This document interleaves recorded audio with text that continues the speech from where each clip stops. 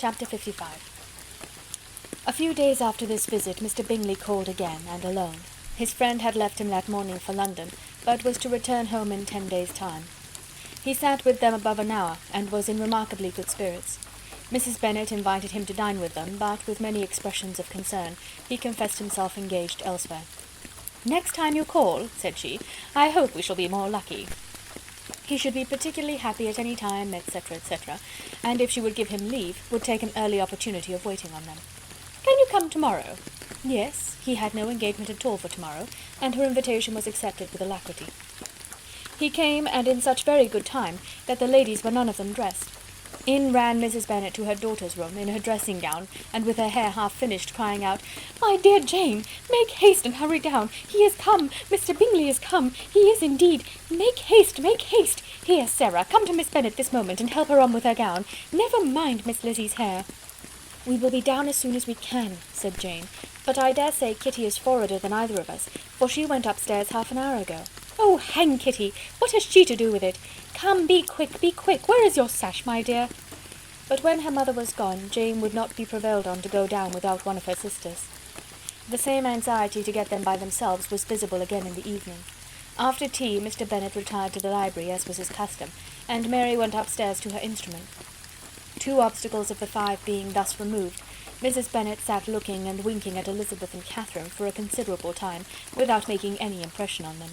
Elizabeth would not observe her, and when at last Kitty did, she very innocently said, "What is the matter, mamma? What do you keep winking at me for? What am I to do?" "Nothing, child, nothing. I did not wink at you." She then sat still 5 minutes longer, but unable to waste such a precious occasion, she suddenly got up, and saying to Kitty, "Come here, my love, I want to speak to you," took her out of the room. Jane instantly gave a look at Elizabeth which spoke her distress at such premeditation, and her entreaty that she would not give in to it. In a few minutes, Mrs. Bennet half opened the door and called out, "Lizzie, my dear, I want to speak with you." Elizabeth was forced to go. "We may as well leave them by themselves, you know," said her mother as soon as she was in the hall. "Kitty and I are going upstairs to sit in my dressing-room." Elizabeth made no attempt to reason with her mother, but remained quietly in the hall till she and Kitty were out of sight, then returned into the drawing-room. Mrs. Bennet's schemes for this day were ineffectual.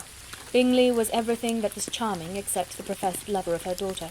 His ease and cheerfulness rendered him a most agreeable addition to their evening party, and he bore with the ill-judged officiousness of the mother, and heard all her silly remarks with a forbearance and command of countenance particularly grateful to the daughter. He scarcely needed an invitation to stay to supper, and before he went away an engagement was formed, chiefly through his own and Mrs. Bennet's means, for his coming next morning to shoot with her husband. After this day, Jane said no more of her indifference. Not a word passed between the sisters concerning Bingley, but Elizabeth went to bed in the happy belief that all must speedily be concluded, unless Mr. Darcy returned within the stated time. Seriously, however, she felt tolerably persuaded that all this must have taken place with that gentleman's concurrence. Bingley was punctual to his appointment, and he and Mr. Bennet spent the morning together, as had been agreed on. The latter was much more agreeable than his companion expected. There was nothing of presumption or folly in Bingley that could provoke his ridicule or disgust him into silence, and he was more communicative and less eccentric than the other had ever seen him. Bingley, of course, returned with him to dinner, and in the evening Mrs. Bennet's invention was again at work to get everybody away from him and her daughter. Elizabeth, who had a letter to write, went into the breakfast-room for that purpose soon after tea, for as the others were all going to sit down to cards, she could not be wanted to counteract her mother's schemes. But on returning to the drawing-room, when her letter was finished, she saw, to her infinite surprise, there was reason to fear that her mother had been too ingenious for her. On opening the door, she perceived her sister and Bingley standing together over the hearth, as if engaged in earnest conversation, and had this led to no suspicion, the faces of both, as they hastily turned round and moved away from each other, would have told it all. Their situation was awkward enough, but hers, she thought, was still worse. Not a syllable was uttered by either, and Elizabeth was on the point of going away again, when Bingley, who as well as the other had sat down, suddenly rose, and whispering a few words to her sister, ran out of the room. Jane could have no reserves from Elizabeth where confidence would give pleasure, and instantly embracing her, acknowledged with the liveliest emotion that she was the happiest creature in the world. "'Tis too much," she added, "by far too much. I do not deserve it. Oh, why is not everybody as happy?" Elizabeth's congratulations were given with a sincerity, a warmth, a delight, which words could but poorly express. Every sentence of kindness was a fresh source of happiness to Jane. But she would not allow herself to stay with her sister, or say half that remained to be said for the present. "I must go instantly to my mother," she cried. "I would not on any account trifle with her affectionate solicitude, or allow her to hear it from any one but myself. He has gone to my father already.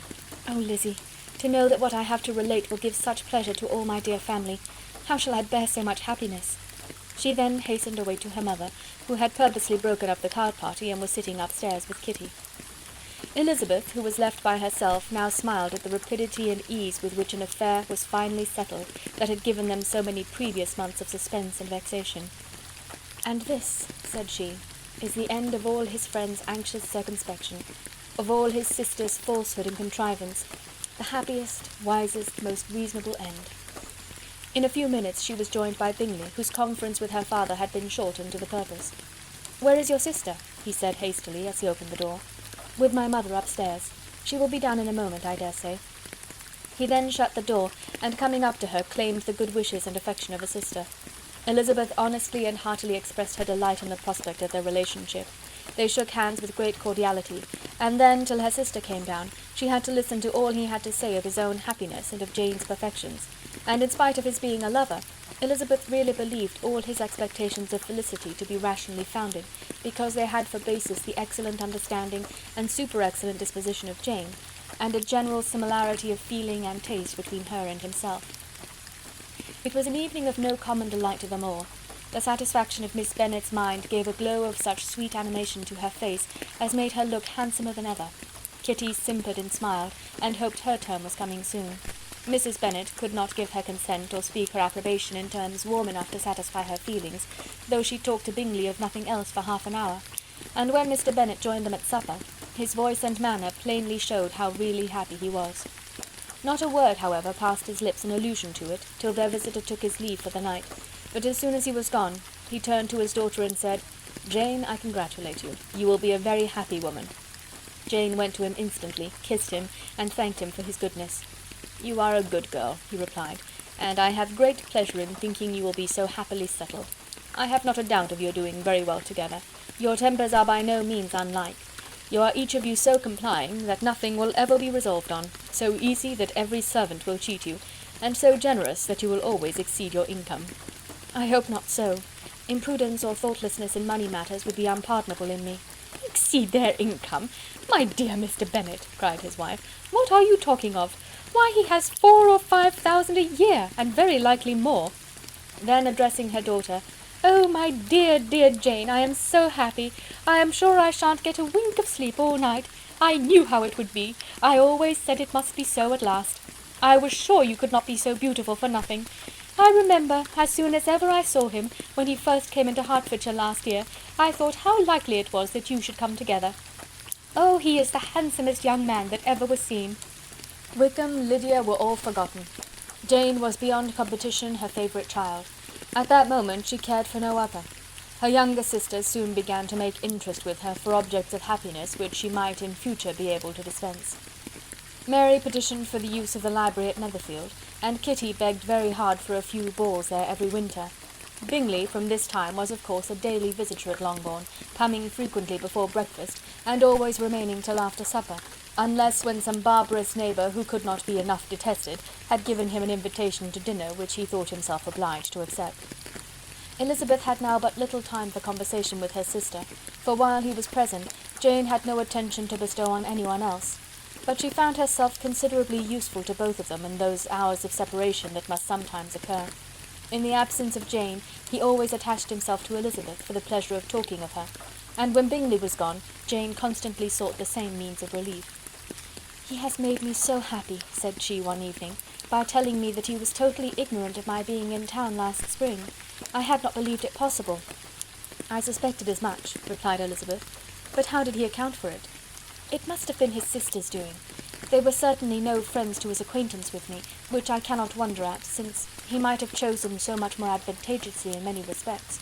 But when they see, as I trust they will, that their brother is happy with me, they will learn to be contented, and we shall be on good terms again, though we can never be what we once were to each other." "That is the most unforgiving speech," said Elizabeth, "that I ever heard you utter. Good girl! It would vex me indeed to see you again the dupe of Miss Bingley's pretended regard. Would you believe it, Lizzie, that when he went to town last November he really loved me, and nothing but a persuasion of my being indifferent would have prevented his coming down again? He made a little mistake, to be sure, but it is to the credit of his modesty. This, naturally, introduced a panegyric from Jane on his diffidence, and the little value he put on his own good qualities. Elizabeth was pleased to find that he had not betrayed the interference of his friend, for though Jane had the most generous and forgiving heart in the world, she knew it was a circumstance which must prejudice her against him. "I am certainly the most fortunate creature that ever existed," cried Jane. "Oh, Lizzie, why am I thus singled from my family and blessed above them all? If I could but see you as happy, if there were but such another man for you! If you were to give me 40 such men, I never could be so happy as you. Till I have your disposition, your goodness, I never can have your happiness. No, no, let me shift for myself, and perhaps, if I have very good luck, I may meet with another Mr. Collins in time." The situation of affairs in the Longbourn family could not long be a secret. Mrs. Bennet was privileged to whisper it to Mrs. Phillips, and she ventured, without any permission, to do the same by all her neighbours in Meryton. The Bennets were speedily pronounced to be the luckiest family in the world, though only a few weeks before, when Lydia had first run away, they had been generally proved to be marked out for misfortune. Chapter 56. One morning, about a week after Bingley's engagement with Jane had been formed, as he and the females of the family were sitting together in the dining-room, their attention was suddenly drawn to the window by the sound of a carriage, and they perceived a chaise and four driving up the lawn. It was too early in the morning for visitors, and besides the equipage did not answer to that of any of their neighbours. The horses were post, and neither the carriage nor the livery of the servant who preceded it were familiar to them. As it was certain, however, that somebody was coming, Bingley instantly prevailed on Miss Bennet to avoid the confinement of such an intrusion, and walk away with him into the shrubbery. They both set off, and the conjectures of the remaining three continued, though with little satisfaction, till the door was thrown open, and their visitor entered. It was Lady Catherine de Bourgh. They were, of course, all intending to be surprised, but their astonishment was beyond their expectation, and on the part of Mrs. Bennet and Kitty, though she was perfectly unknown to them, even inferior to what Elizabeth felt. She entered the room with an air more than usually ungracious, made no other reply to Elizabeth's salutation than a slight inclination of the head, and sat down without saying a word. Elizabeth had mentioned her name to her mother on her ladyship's entrance, though no request of introduction had been made. Mrs. Bennet, all amazement, though flattered by having a guest of such high importance, received her with the utmost politeness. After sitting for a moment in silence, she said very stiffly to Elizabeth, "I hope you are well, Miss Bennet. That lady, I suppose, is your mother?" Elizabeth replied very concisely that she was. "And that, I suppose, is one of your sisters?" "Yes, madam," said Mrs. Bennet, delighted to speak to a Lady Catherine. "She is my youngest girl but one. My youngest of all is lately married, and my eldest is somewhere about the grounds walking with a young man who, I believe, will soon become a part of the family." "You have a very small park here," returned Lady Catherine after a short silence. "It is nothing in comparison of Rosings, my lady, I dare say, but I assure you it is much larger than Sir William Lucas's." "This must be a most inconvenient sitting-room for the evening in summer. The windows are full west." Mrs. Bennet assured her that they never sat there after dinner, and then added, "May I take the liberty of asking your ladyship whether you left Mr. and Mrs. Collins well?" "Yes, very well. I saw them the night before last." Elizabeth now expected that she would produce a letter for her from Charlotte, as it seemed the only probable motive for her calling, but no letter appeared, and she was completely puzzled. Mrs. Bennet, with great civility, begged her ladyship to take some refreshment, but Lady Catherine very resolutely, and not very politely, declined eating anything, and then, rising up, said to Elizabeth, "Miss Bennet, there seemed to be a prettyish kind of a little wilderness on one side of your lawn. I should be glad to take a turn in it, if you will favour me with your company." "Go, my dear," cried her mother, "and show her ladyship about the different walks. I think she will be pleased with Hermitage." Elizabeth obeyed, and running into her own room for her parasol, attended her noble guest downstairs. As they passed through the hall, Lady Catherine opened the doors into the dining parlour and drawing-room, and, pronouncing them after a short survey to be decent-looking rooms, walked on. Her carriage remained at the door, and Elizabeth saw that her waiting-woman was in it. They proceeded in silence along the gravel walk that led to the copse. Elizabeth was determined to make no effort for conversation with the woman who was now more than usually insolent and disagreeable. "How could I ever think her like her nephew?" said she, as she looked her in her face. As soon as they entered the copse, Lady Catherine began in the following manner. "You can be at no loss, Miss Bennet, to understand the reason of my journey hither. Your own heart, your own conscience must tell you why I come." Elizabeth looked with unaffected astonishment. "Indeed you are mistaken, madam. I have not been at all able to account for the honour of seeing you here." "Miss Bennet," replied her ladyship in an angry tone, "you ought to know that I am not to be trifled with. But however insincere you may choose to be, you shall not find me so. My character has ever been celebrated for its sincerity and frankness, and in a cause of such moment as this, I shall certainly not depart from it. A report of a most alarming nature reached me 2 days ago. I was told that not only your sister was on the point of being most advantageously married, but that you, Miss Elizabeth Bennet, would, in all likelihood, be soon afterwards united to my nephew, my own nephew, Mr. Darcy. Though I know it must be a scandalous falsehood, though I would not injure him so much as to suppose the truth of it possible, I instantly resolved on setting off for this place, that I might make my sentiments known to you." "If you believed it impossible to be true," said Elizabeth, colouring with astonishment and disdain, "I wonder you took the trouble of coming so far. What could your ladyship propose by it?" "At once to insist upon having such a report universally contradicted." "Your coming to Longbourn to see me and my family," said Elizabeth coolly, "will be rather a confirmation of it, if indeed such a report is in existence." "If! Do you then pretend to be ignorant of it? Has it not been industriously circulated by yourselves? Do you not know that such a report is spread abroad?" "I never heard that it was." "And can you likewise declare that there is no foundation for it?" "I do not pretend to possess equal frankness with your ladyship. You may ask questions which I shall not choose to answer." "This is not to be borne. Miss Bennet, I insist on being satisfied. Has my nephew made you an offer of marriage?" "Your ladyship has declared it to be impossible." "It ought to be so. It must be so, while he retains the use of his reason. But your arts and allurements may, in a moment of infatuation, have made him forget what he owes to himself and to all his family. You may have drawn him in." "If I have, I shall be the last person to confess it." "Miss Bennet, do you know who I am? I have not been accustomed to such language as this. I am almost the nearest relation he has in the world, and am entitled to know all his dearest concerns. But you are not entitled to know mine, nor will such behaviour as this ever induce me to be explicit. Let me be rightly understood. This match, to which you have the presumption to aspire, can never take place. No, never. Mr. Darcy is engaged to my daughter. Now what have you to say?" "Only this, that if he is so, you can have no reason to suppose he will make an offer to me." Lady Catherine hesitated for a moment, and then replied, "The engagement between them is of a peculiar kind. From their infancy they have been intended for each other. It was the favourite wish of his mother, as well as of hers.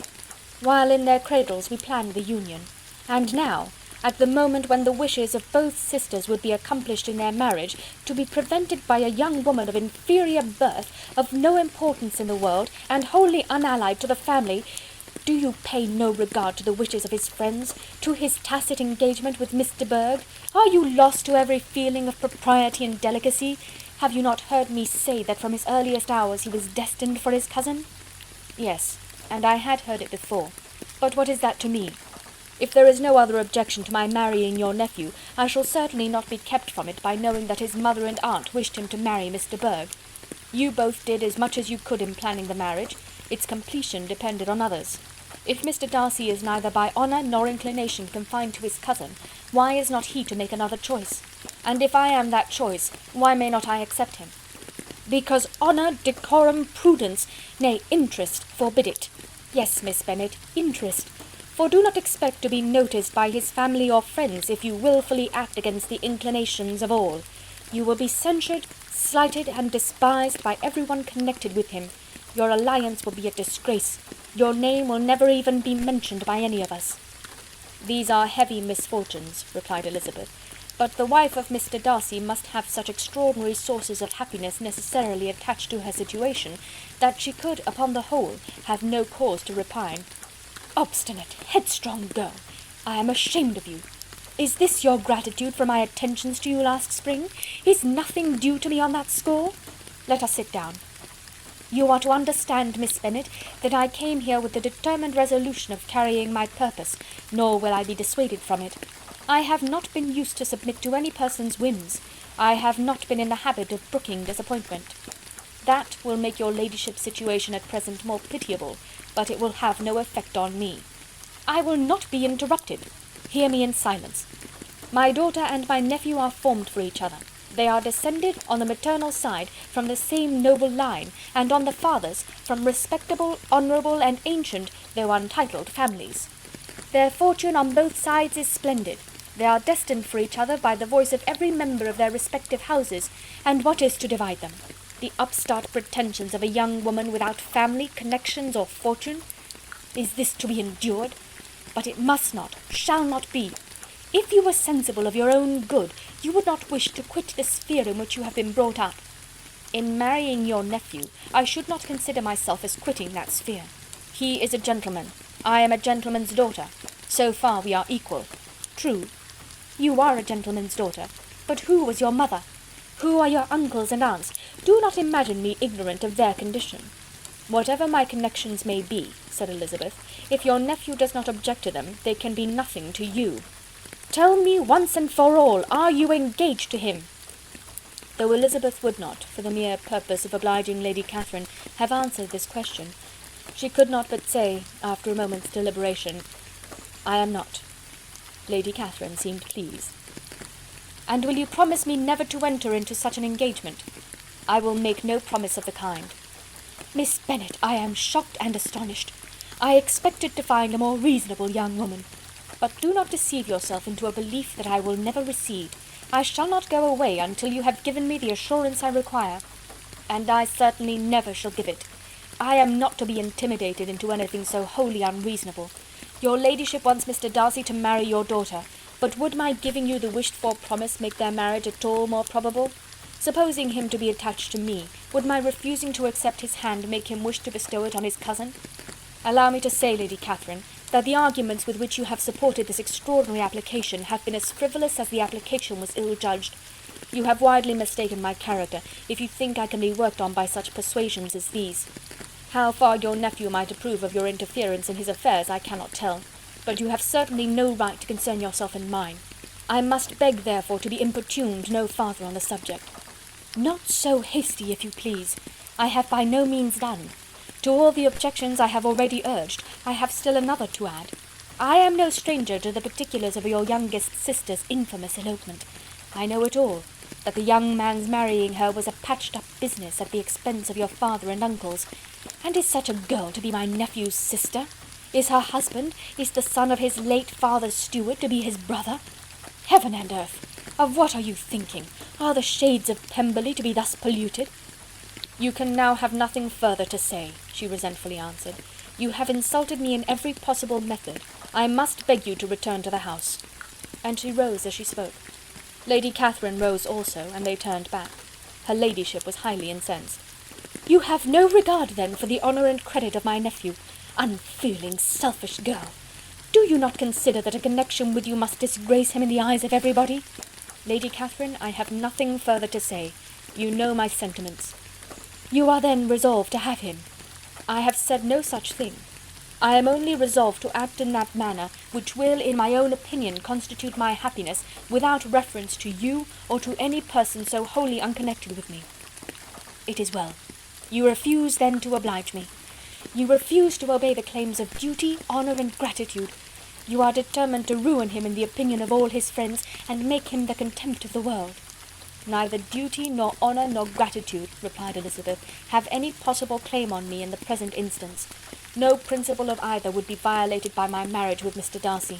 And with regard to the resentment of his family, or the indignation of the world, if the former were excited by his marrying me, it would not give me one moment's concern, and the world in general would have too much sense to join in the scorn. And this is your real opinion? This is your final resolve? Very well. I shall now know how to act.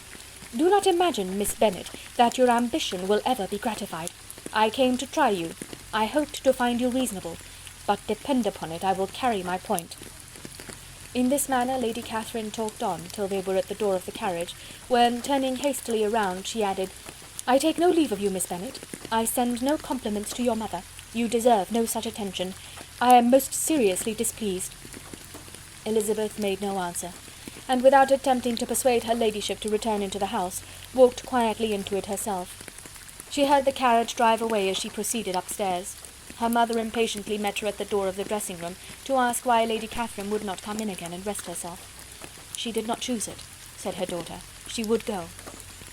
"She is a very fine-looking woman, and her calling here was prodigiously civil, for she only came, I suppose, to tell us the Collinses were well. She is on her road somewhere, I dare say, and so, passing through Meryton, thought she might as well call on you.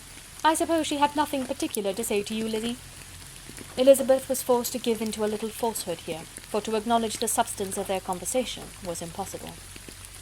Chapter 57.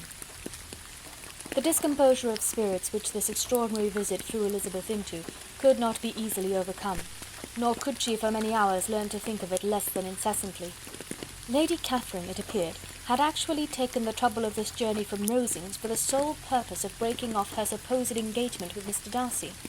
It was a rational scheme, to be sure, but from what the report of their engagement could originate, Elizabeth was at a loss to imagine, till she recollected that his being the intimate friend of Bingley, and her being the sister of Jane, was enough, at a time when the expectation of one wedding made everybody eager for another, to supply the idea. She had not herself forgotten to feel that the marriage of her sister must bring them more frequently together, and her neighbours at Lucas Lodge, therefore, for through their communication with the Collinses the report, she concluded, had reached Lady Catherine, had only set that down as almost certain and immediate, which she had looked forward to as possible at some future time. In revolving Lady Catherine's expectations, however, she could not help feeling some uneasiness as to the possible consequence of her persisting in this interference. From what she had said of her resolution to prevent their marriage, it occurred to Elizabeth that she must meditate an application to her nephew, and how he might take a similar representation of the evils attached to a connection with her, she dared not pronounce.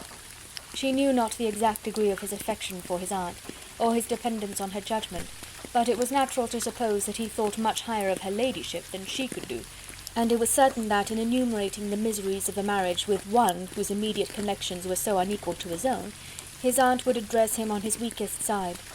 With his notions of dignity, he would probably feel that the arguments, which to Elizabeth had appeared weak and ridiculous, contained much good sense and solid reasoning. If he had been wavering before as to what he should do, which had often seemed likely, the advice and entreaty of so near a relation might settle every doubt, and determine him at once to be as happy as dignity unblemished could make him. In that case he would return no more. Lady Catherine might see him in her way through town, and his engagement to Bingley of coming again to Netherfield must give way. If, therefore, an excuse for not keeping his promise should come to his friend within a few days, she added, I shall know how to understand it. I shall then give over every expectation, every wish of his constancy. If he is satisfied with only regretting me, when he might have obtained my affections in hand, I shall soon cease to regret him at all. The surprise of the rest of the family on hearing who their visitor had been was very great, but they obligingly satisfied it with the same kind of supposition which had appeased Mrs. Bennet's curiosity, and Elizabeth was spared from much teasing on the subject. The next morning, as she was going downstairs, she was met by her father, who came out of his library with a letter in his hand. "Lizzie," said he, "I was going to look for you. Come into my room." She followed him thither, and her curiosity to know what he had to tell her was heightened by the supposition of its being in some manner connected with the letter he held. It suddenly struck her that it might be from Lady Catherine, and she anticipated with dismay all the consequent explanations. She followed her father to the fireplace, and they both sat down. He then said, "I have received a letter this morning that has astonished me exceedingly. As it principally concerns yourself, you ought to know its contents. I did not know before that I had 2 daughters on the brink of matrimony. Let me congratulate you on a very important conquest." The colour now rushed into Elizabeth's cheeks in the instantaneous conviction of its being a letter from the nephew instead of the aunt, and she was undetermined whether most to be pleased that he had explained himself at all, or offended that his letter was not rather addressed to herself, when her father continued, "You look conscious. Young ladies have great penetration in such matters as these, but I think I may defy even your sagacity to discover the name of your admirer. This letter is from Mr. Collins." "From Mr. Collins? And what can he have to say? Something very much to the purpose, of course. He begins with congratulations on the approaching nuptials of my eldest daughter, of which, it seems, he has been told by some of the good-natured gossiping Lucases. I shall not sport with your impatience by reading what he says on that point. What relates to yourself is as follows. Having thus offered you the sincere congratulations of Mrs. Collins and myself on this happy event, let me now add a short hint on the subject of another, of which we have been advertised by the same authority. Your daughter Elizabeth, it is presumed, will not long bear the name of Bennet after her elder sister has resigned it, and the chosen partner of her fate may be reasonably looked up to as one of the most illustrious personages in this land. Can you possibly guess, Lizzie, who is meant by this?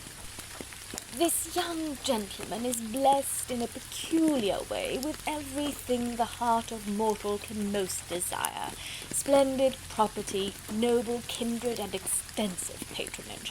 Yet in spite of all these temptations, let me warn my cousin Elizabeth and yourself of what evils you may incur by a precipitate closure with this gentleman's proposals, which, of course, you will be inclined to take immediate advantage of. Have you any idea, Lizzie, who this gentleman is? But now it comes out. My motive for cautioning you is as follows. We have reason to imagine that his aunt, Lady Catherine de Bourgh, does not look on the match with a friendly eye. Mr. Darcy, you see, is the man. Now, Lizzie, I think I have surprised you. Could he or the Lucases have pitched on any man within the circle of our acquaintance whose name would have given the lie more effectually to what they related? Mr. Darcy, who never looks at any woman but to see a blemish, and who probably never looked at you in his life. It is admirable. Elizabeth tried to join in her father's pleasantry, but could only force one most reluctant smile. Never had his wit been directed in a manner so little agreeable to her. Are you not diverted? Oh, yes. Pray read on. After mentioning the likelihood of this marriage to her ladyship last night, she immediately, with her usual condescension, expressed what she felt on the occasion. When it became apparent that on the score of some family objections on the part of my cousin, she would never give her consent to what she termed so disgraceful a match, I thought it my duty to give the speediest intelligence of this to my cousin, that she and her noble admirer may be aware of what they are about, and not run hastily into a marriage which has not been properly sanctioned. Mr. Collins, moreover, adds, I am truly rejoiced that my cousin Lydia's sad business has been so well hushed up, and am only concerned that their living together before the marriage took place should be so generally known. I must not, however, neglect the duties of my station, nor refrain from declaring my amazement at hearing that you received the young couple into your house as soon as they were married. It was an encouragement of vice, and had I been the rector of Longbourn, I should very strenuously have opposed it. You ought certainly to forgive them as a Christian, but never to admit them in your sight, or allow their names to be mentioned in your hearing. That is his notion of Christian forgiveness. The rest of his letter is only about his dear Charlotte's situation, and his expectation of a young olive branch. But, Lizzie, you look as if you did not enjoy it. You are not going to be missish, I hope, and pretend to be affronted at an idle report. For what do we live but to make sport for our neighbours, and laugh at them in our turn? Oh, cried Elizabeth, I am excessively diverted, but it is so strange. Yes, that is what makes it amusing. Had they fixed on any other man, it would have been nothing, but his perfect indifference and your pointed dislike make it so delightfully absurd. Much as I abominate writing, I would not give up Mr. Collins's correspondence for any consideration. Nay, when I read a letter of his, I cannot help giving him the preference even over Wickham, much as I value the impudence and hypocrisy of my son-in-law. And pray, Lizzie, what said Lady Catherine about this report? Did she call to refuse her consent? To this question his daughter replied only with a laugh, and as it had been asked without the least suspicion, she was not distressed by his repeating it. Elizabeth had never been more at a loss to make her feelings appear what they were not. It was necessary to laugh, when she would rather have cried. Her father had most cruelly mortified her by what he said of Mr. Darcy's indifference, and she could do nothing but wonder at such a want of penetration, or fear that, perhaps, instead of his seeing too little, she might have fancied too much.